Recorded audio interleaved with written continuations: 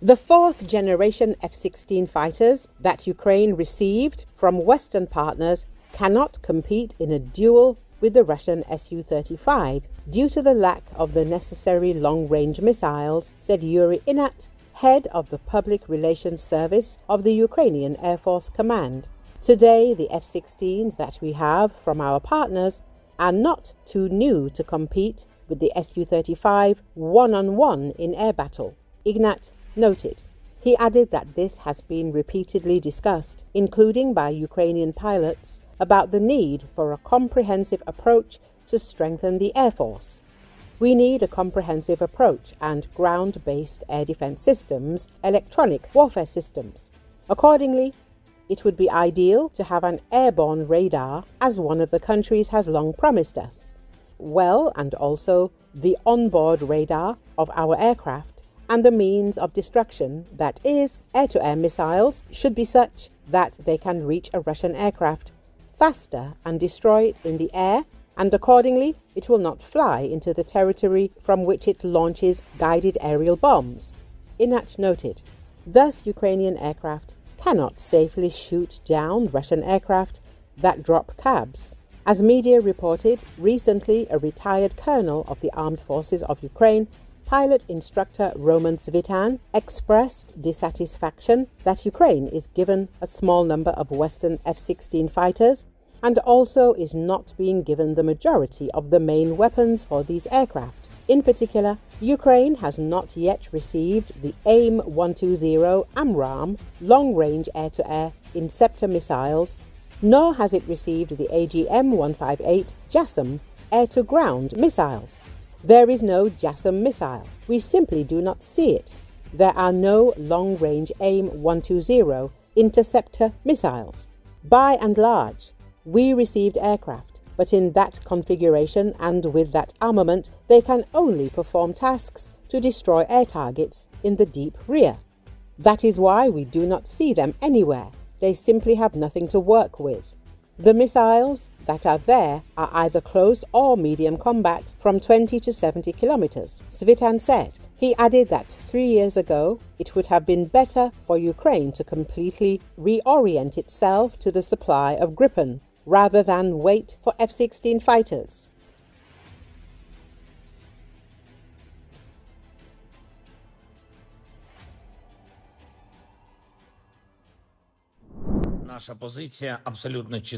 Ukrainian President Volodymyr Zelensky said Tuesday that he has accepted a U.S. proposal for a 30-day ceasefire with Russia following talks between top diplomats from Kiev and Washington. Ukraine accepts this proposal. We consider it positive. We are ready to take such a step, Zelensky said in his daily evening address. According to Associated Press, however, he emphasized that the success of the initiative depends on Russia's willingness to participate. The United States must convince Russia to do the same. That is, we agree, and if the Russians agree, silence will take effect at that very moment, he said. Besides the ceasefire proposal, the Trump administration lifted its suspension of military aid and intelligence sharing for Ukraine following the talks in Saudi Arabia. Secretary of State Marco Rubio said the U.S. would present the ceasefire offer to the Kremlin. Наша позиція абсолютно чітка. Україна прагне миру від першої секунди війни. І ми хочемо зробити все, щоб мир був досягнутий якнайшвидше і надійно, так, щоб війни більше не було. Американська сторона розуміє наші аргументи, сприймає наші пропозиції, і я хочу подякувати президенту Трампу за конструктивність у розмови наших команд. І сьогодні в розмові була пропозиція саме американської сторони зробити перший крок одразу далі. І на 30 днів спробувати встановити повне припинення вогню.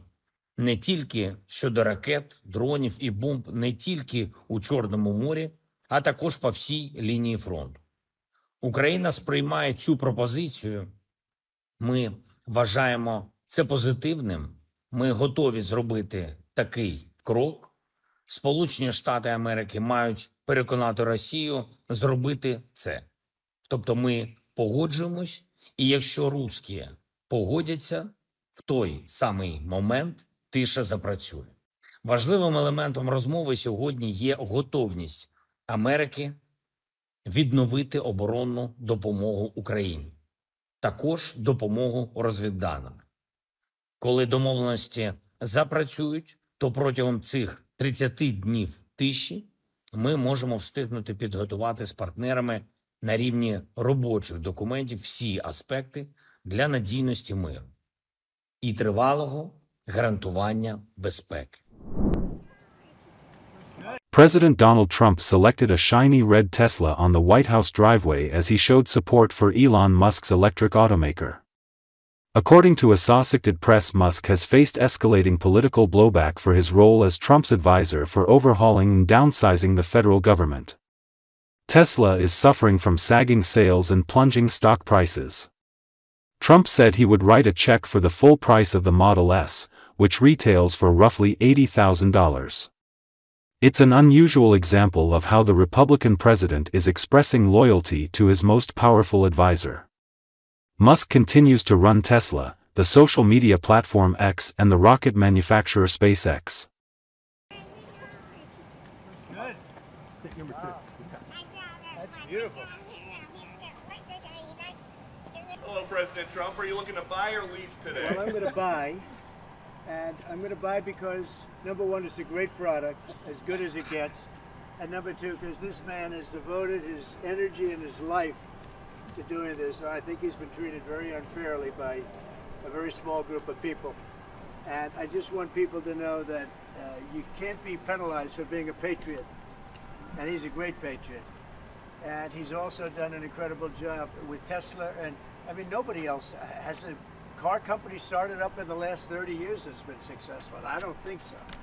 And not only successful, but super successful. And because he's able to find billions and billions and billions of dollars of fraud and waste and all of the things. I mean, our country is going to be very strong very soon because of a lot of the things that he's done and a lot of the things that I'm doing. And there's no better team, but there's no better for what we're doing. There's nobody like this, and he shouldn't be penalized. Now here's the bad news. I'm not allowed to drive because I haven't driven a car in a long time, and I love to drive cars. But I'm going to have it at the White House, and I'm going to let my staff use it. I'm going to let people at the place use it, and they all are all excited about that. I'm not allowed to use it. Can you believe it? I'm saying beyond the cars, they're great, but we have to celebrate somebody that has the courage to do this. He could have said, "I'm not doing anything. I'm not going to get involved. Let the country go to hell." He didn't want to do that. Some of the things that, like this last administration. The worst president in the history of our country. Nothing was happening. Nothing. He had no idea what was going on. Our country went to hell.